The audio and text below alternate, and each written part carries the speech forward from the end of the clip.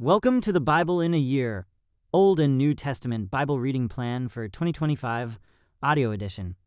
February 6th, Exodus chapters 39, 40, and Matthew chapter 24 verses 1 through 22. Exodus chapter 39, Clothing for the Priests. The craftsmen made beautiful sacred garments of blue, purple, and scarlet cloth, clothing for Aaron to wear while ministering in the holy place, just as the Lord had commanded Moses. Making the ephod. Bezalel made the ephod of finely woven linen and embroidered it with gold and with blue, purple, and scarlet thread. He made gold thread by hammering out thin sheets of gold and cutting it into fine strands. With great skill and care, he worked it into the fine linen with the blue, purple, and scarlet thread. The ephod consisted of 2 pieces, front and back, joined at the shoulders with 2 shoulder pieces.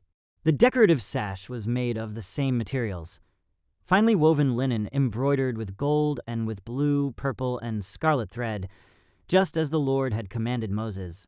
They mounted the 2 onyx stones in settings of gold filigree. The stones were engraved with the names of the tribes of Israel, just as a seal is engraved. He fastened these stones on the shoulder pieces of the ephod as a reminder that the priest represents the people of Israel. All this was done just as the Lord had commanded Moses. Making the chest piece. Bezalel made the chest piece with great skill and care.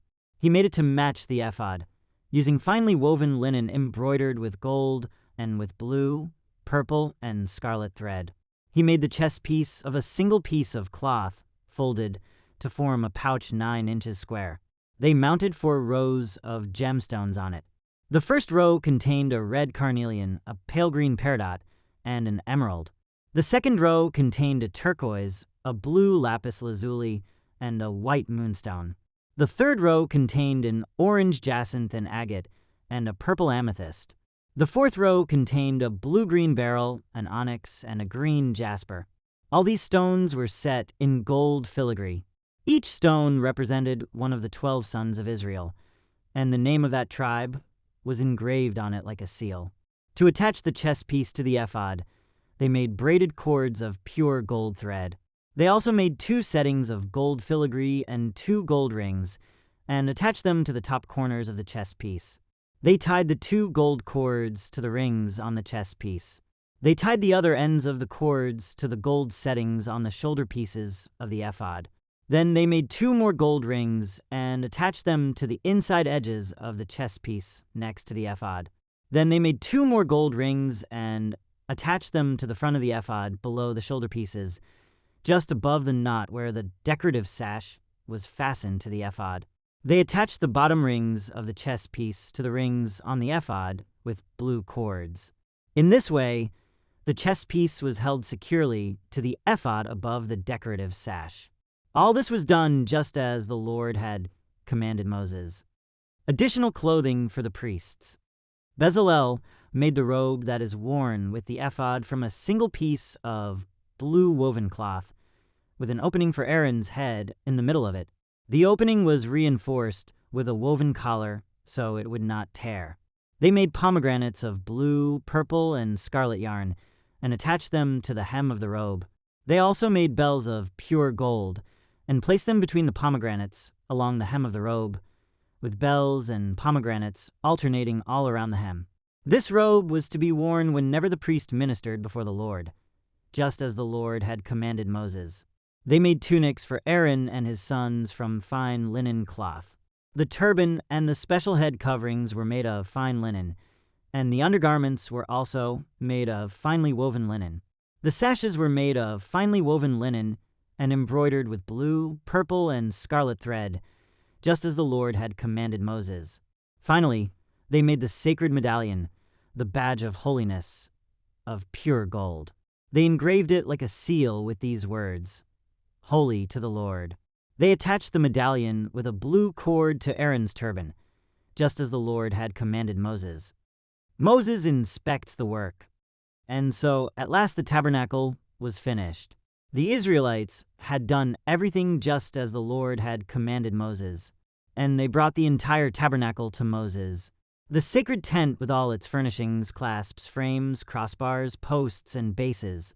The tent coverings of tanned ram skins and fine goatskin leather. The inner curtain to shield the Ark of the Covenant and its carrying poles.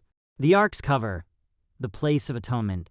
The table and all its utensils. The bread of the presence.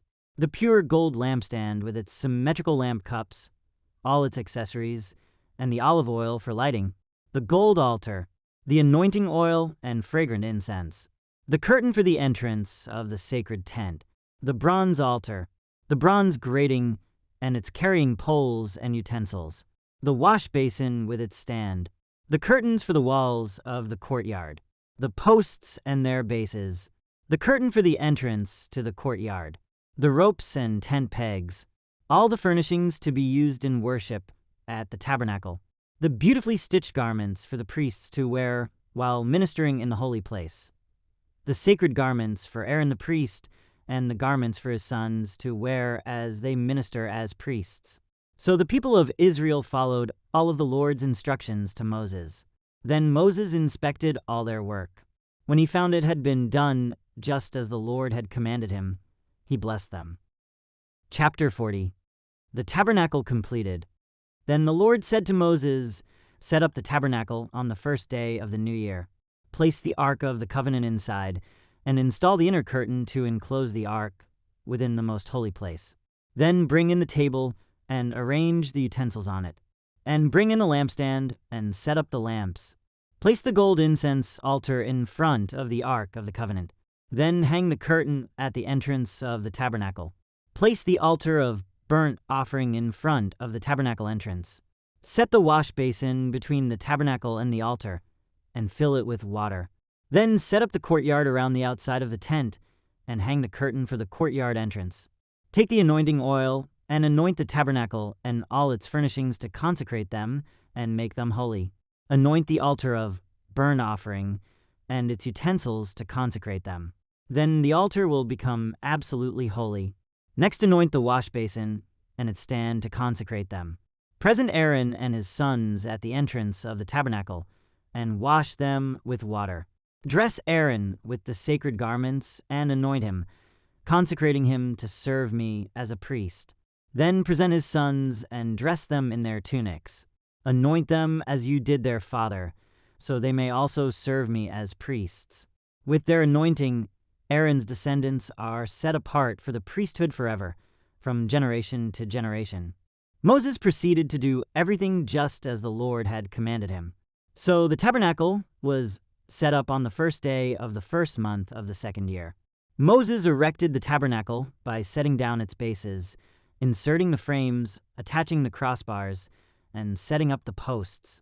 Then he spread the coverings over the tabernacle framework and put on the protective layers, just as the Lord had commanded him. He took the stone tablets inscribed with the terms of the covenant and placed them inside the Ark. Then he attached the carrying poles to the Ark, and he set the Ark's cover, the place of atonement, on top of it. Then he brought the Ark of the Covenant into the tabernacle and hung the inner curtain to shield it from view, just as the Lord had commanded him. Next, Moses placed the table in the tabernacle, along the north side of the holy place, just outside the inner curtain. And he arranged the bread of the presence on the table before the Lord, just as the Lord had commanded him. He set the lampstand in the tabernacle across from the table on the south side of the holy place. Then he lit the lamps in the Lord's presence, just as the Lord had commanded him. He also placed the gold incense altar in the tabernacle, in the holy place in front of the inner curtain. On it he burned the fragrant incense, just as the Lord had commanded him.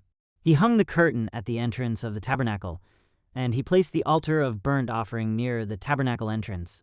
On it he offered a burnt offering and a grain offering, just as the Lord had commanded him. Next, Moses placed the wash basin between the tabernacle and the altar. He filled it with water so the priests could wash themselves. Moses and Aaron's sons used water from it to wash their hands and feet. Whenever they approached the altar and entered the tabernacle, they washed themselves, just as the Lord had commanded Moses. Then he hung the curtains forming the courtyard around the tabernacle and the altar, and he set up the curtain at the entrance of the courtyard. So at last Moses finished the work. The Lord's glory fills the tabernacle. Then the cloud covered the tabernacle, and the glory of the Lord filled the tabernacle. Moses could no longer enter the tabernacle because the cloud had settled down over it, and the glory of the Lord filled the tabernacle. Now, whenever the cloud lifted from the tabernacle, the people of Israel would set out on their journey, following it. But if the cloud did not rise, they remained where they were until it lifted. The cloud of the Lord hovered over the tabernacle during the day, and at night fire glowed inside the cloud so the whole family of Israel could see it. This continued throughout all their journeys.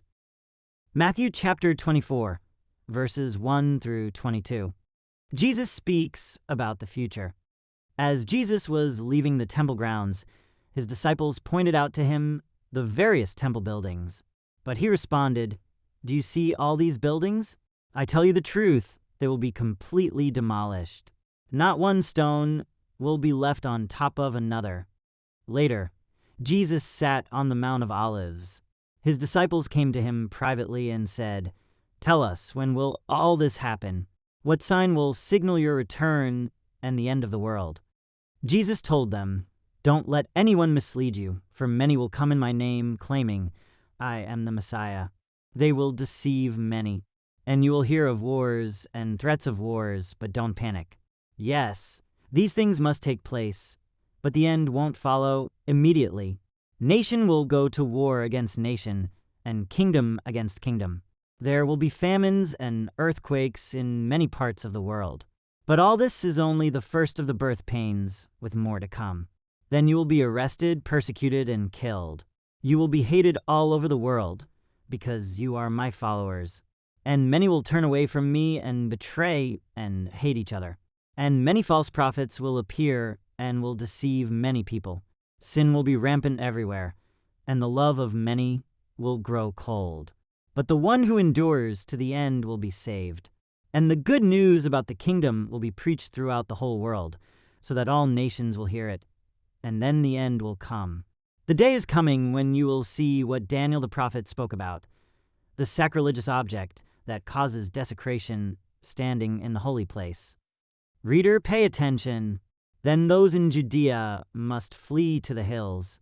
A person out on the deck of a roof must not go down into the house to pack. A person out in the field must not return even to get a coat. How terrible it will be for pregnant women and for nursing mothers in those days. And pray that your flight will not be in winter or on the Sabbath, for there will be greater anguish than at any time since the world began, and it will never be so great again.